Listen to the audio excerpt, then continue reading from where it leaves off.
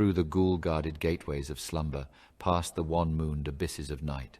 I have lived o'er my lives without number, I have sounded all things with my sight, and I struggle and shriek ere the daybreak, being driven to madness with fright.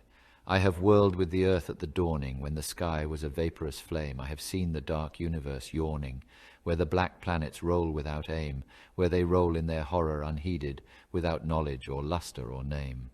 I had drifted o'er seas without ending, under sinister grey-clouded skies that the many-forked lightning is rending, that resound with hysterical cries, with the moans of invisible demons that out of the green waters rise.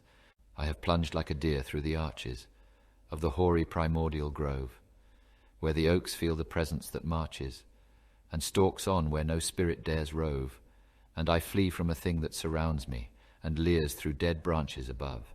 I have stumbled by cave-ridden mountains that rise barren and bleak from the plain. I have drunk of the fog-feeted fountains that ooze down to the marsh and the main, and in hot cursed tarns I have seen things I care not to gaze on again. I have scanned the vast ivy-clad palace. I have trod its untenanted hall, where the moon, writhing up from the valleys, shows the tapestried things on the wall, strange figures discordantly woven, which I cannot endure to recall. I have peered from the casement in wonder, at the mouldering meadows around, at the many-roofed village laid under the curse of a grave-girdled ground, and from rows of white urn-carven marble I listen intently for sound. I have haunted the tombs of the ages, I have flown on the pinions of fear, where the smoke-belching Erebus rages, where the joculs loom snow-clad and drear, and in realms where the sun of the desert consumes what it never can cheer. I was old when the pharaohs first mounted the jewel-decked throne by the Nile.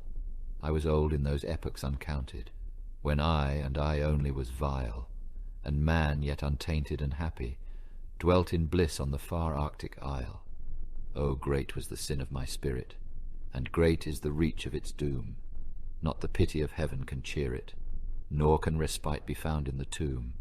Down the infinite eons come beating the wings of unmerciful gloom, through the ghoul-guarded gateways of slumber, past the wan-mooned abysses of night. I have lived o'er my lives without number. I have sounded all things with my sight, and I struggle and shriek ere the daybreak, being driven to madness with fright.